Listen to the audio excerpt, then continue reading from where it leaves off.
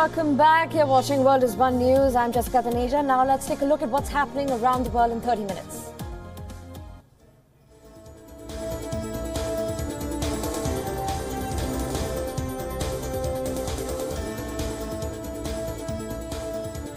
Uttar Pradesh Chief Minister and BJP's Hindutva poster boy Yogi Adityanath is set to join Amit Shah to lead BJP's Jan Raksha Padyatra in Kerala. Yogi Adityanath will lead the yatra today from Kecheri to Kannur.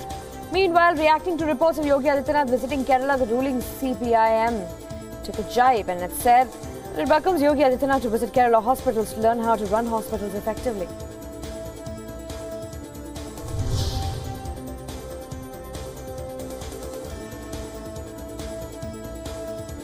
After being on the run for over a month, Hanipreet Insan, the adopted daughter of the jail Dera Sacha Sauda sect chief, Gurmeet Ram Rahim Singh, walked into Mohali police station and was taken into custody.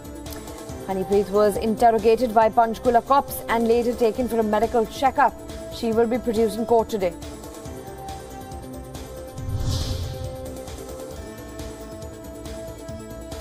Pakistan has once again violated ceasefire along the line of control. This time, the ceasefire was violated in Jammu and Kashmir's Pooch district. Pakistan Army initiated unprovoked firing on Indian Army posts in the Krishna Ghati sector at around 12:50 p.m. yesterday, to which the Indian forces heavily retaliated. One Army Jawan, Naik Mahendra Chenjung, was grievously injured and succumbed to his injuries in the exchange of that fire.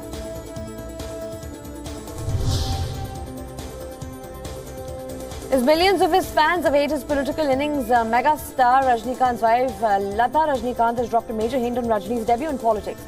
At an event for her NGO, Lata Rajnikant said that her husband will do only good for people if he enters politics.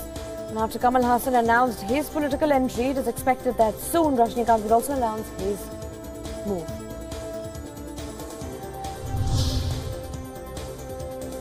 Congress Vice President Rahul Gandhi has finally got the permission to visit Amethi in Uttar Pradesh, facing criticism from the Congress for asking Rahul Gandhi to postpone his visit to Amethi. The district administration of Amethi said that it is ready for his 3-day tour beginning today.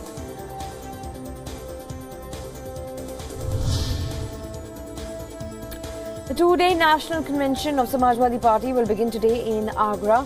The convention will decide whether the bickering within SP's first family would continue or the party would focus on the substantive agenda of taking on its prime adversary.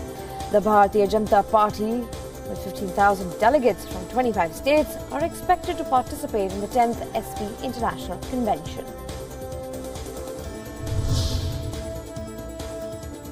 The monetary policy headed by RBI Governor Urjit Patel has started 2-day policy review with industry and the government, hoping for interest rate cut to spur growth, which fell to 3-year low of 5.7% in the June quarter.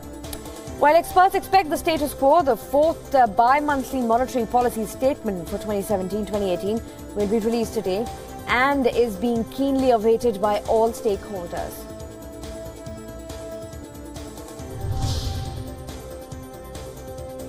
Cuba's foreign minister denounced the Trump administration's announcement that it would expel 15 Cuban diplomats after pulling more than half of its own embassy staff out of Havana last week.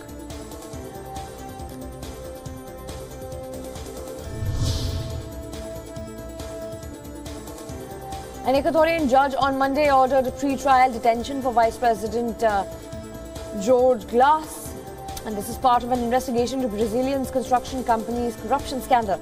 Now, Glass has been accused of senior members of the government of the former president Rafael Correa of corruption while serving as a minister and vice president during 7 years of his government. Now, Glass says the accusation lacks evidence and are a part of a politicized campaign against him.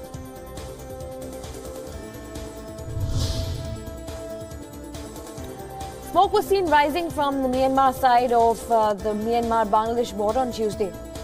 Refugees are still crossing into Bangladesh, though at a slower rate, and rights groups say more than 400 Rohingya villages in the north of Rakhine State have been torched now.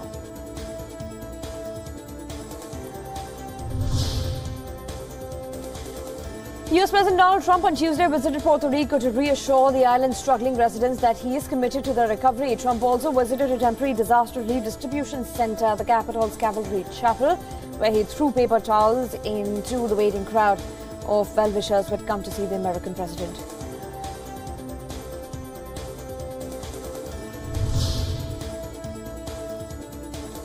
Hundreds of evacuees being storm-ravaged Puerto Rico and the US Virgin Islands landed on the US mainland on Tuesday.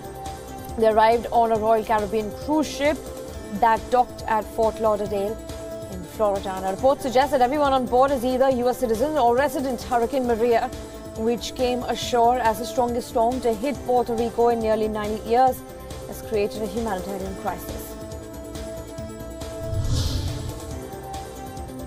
Iraq's Prime Minister Haider al-Abadi on Tuesday called for a joint administration of Kirkuk and other areas claimed by both his government and his autonomous Kurdish region, provided that Baghdad is ultimate authority in such an arrangement. Abadi's proposal aims mainly at settling the dispute over the multi-ethnic oil-rich region of Kirkuk.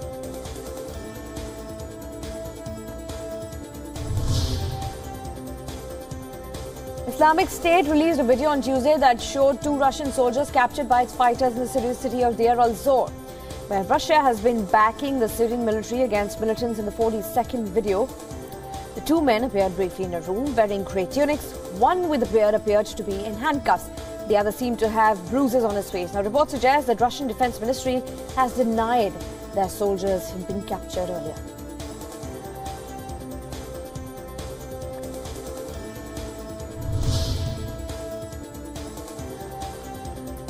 Hundreds of Russian servicemen on Tuesday attended the funeral of a Marine commander who died after being fatally injured in Syria. Now, Valery Fedyayin was in command of the 61st Marine Brigade of the Russian Northern Fleet with the rank of a colonel. Now, according to, in fact, the Russian military, he was wounded in Syria's Hama province by landmines on September 22nd.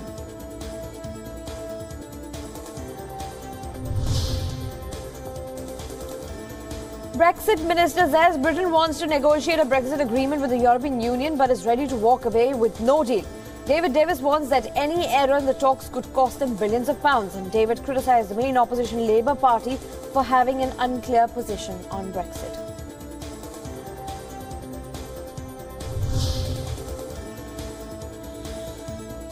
British Foreign Secretary Boris Johnson lauded Prime Minister Theresa May for taking on the duty of making success of Brexit.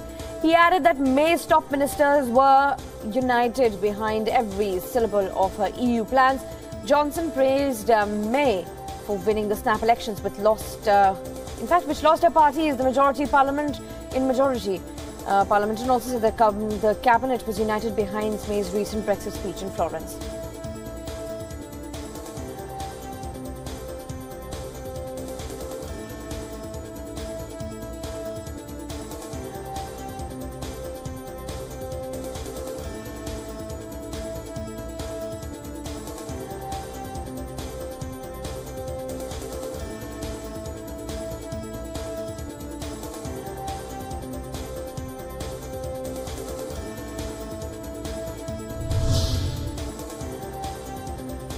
US Defense Secretary James Mattis on Tuesday ordered, qualified support for Iran nuclear deal. This ahead of an announcement by President Donald Trump on whether to stick with the agreement. Mattis deferred the president's review and said he would support staying in Iran nuclear deal if the United States could determine that Iran was abiding by the agreement and it was in the best interest of the United States.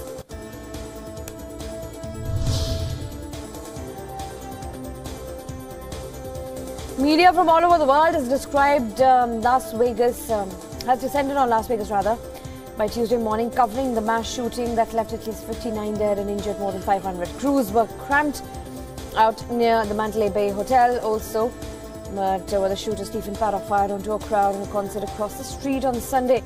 The street leading up to the hotel remained closed on Tuesday. However, a makeshift memorial has begun to grow with mourners placing flowers and balloons in the middle of Las Vegas Boulevard.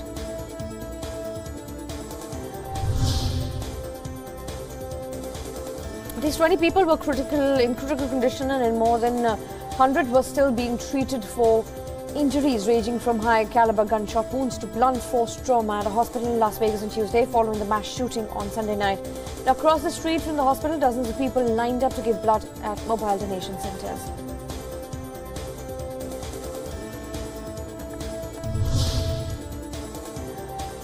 Vladimir Putin on Tuesday had said that Russia is really worried about Spain.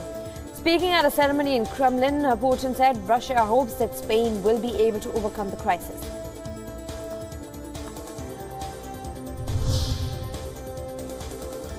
Tens of thousands of people protested in Barcelona's University Square on Tuesday against Sunday's violent crackdown by Spanish police during the outlawed Catalan independence referendum. The protesters, in fact, snaked through the crowds holding a long banner in the colours of Catalan flag. Metro stations were shut down in Barcelona. Pickets were blocked, dozens of roads and many small businesses were also shut down for the day.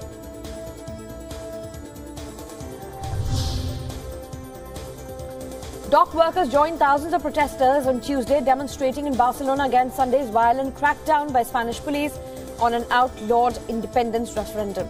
Ahead of the referendum, dock workers decided not to give service to ships docked at Barcelona's port that were rented to house, in fact, Spanish National Police and Civil Guard officers in preparation for the vote.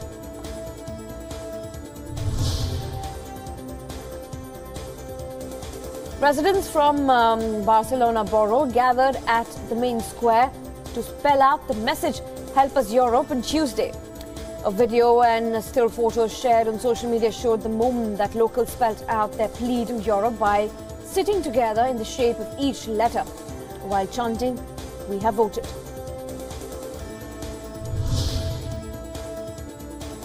Meanwhile, in a show of solidarity with police, dozens of pro-Spain demonstrators gathered outside a hotel in north-eastern Catalan. And in fact, this was on Tuesday night where Spanish police officers were staying. The crowd chanted pro-police slogans and waved Spanish flags at vans carrying Spanish police officers who had arrived at the hotel in the beach town.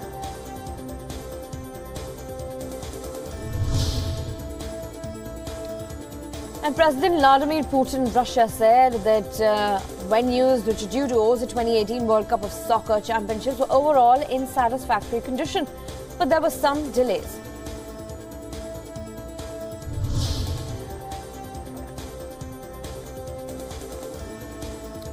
A Brazilian police operation on Monday night foiled the plans of a group of would-be robbers who had, in fact, tunneled nearly 500 meters underground to the edge of a bank. Had the robbers succeeded in breaking into the bank's vault, the heist would be in the largest ever in the country's history, rather.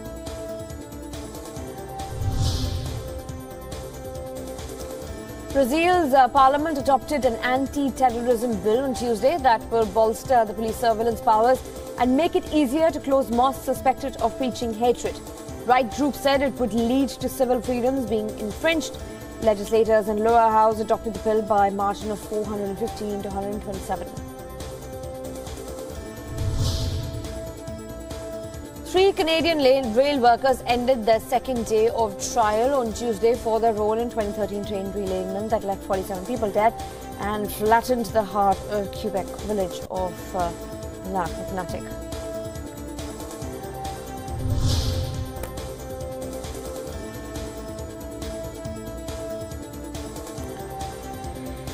And rescue crews in Mexico City are working painstakingly through the rubble of collapsed office building on Tuesday to retrieve the last body trapped to the debris. And now this 2 weeks after the country was left devastated by a massive earthquake.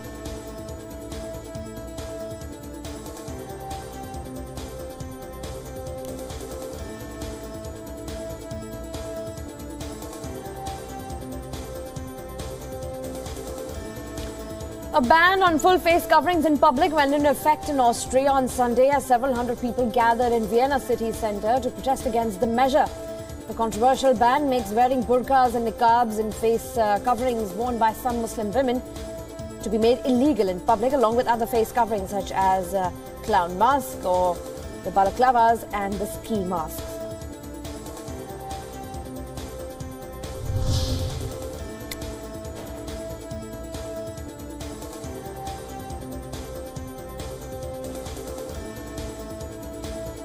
Danish toy maker Lego has inaugurated a playhouse in its hometown designed to look like 21 giant versions of its bricks stacked on top of each other. And Crown Princess Mary and Crown Prince Frederick also attended the opening ceremony of the house with their 4 children. The 12,000 square meter building, in fact, will include 3 restaurants, a Lego store, 4 play areas and a gallery displaying the history of Lego and creations made by fans.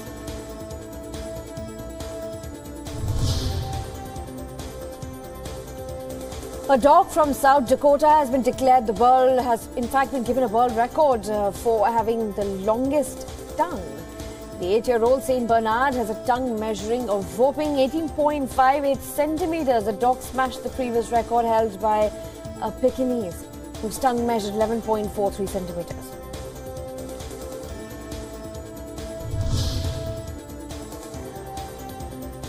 The traditional fire dragon dance was performed at the Tai Hang area of the Causeway Bay in Hong Kong on Tuesday to celebrate the upcoming Mid-Autumn Festival. The dragon was in fact made of hay and ended up being more than 70 meters in length. It was burned with intense stings, And the dragon dance team paraded on main streets under the lead of 2 hay-made pearls.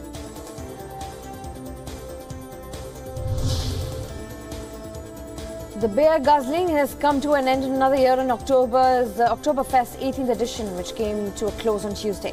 Organizers and law enforcement both praised the safety of the 2017 celebrations. Around 6.2 million visitors were counted, an increase from 5.6 million visitors last year.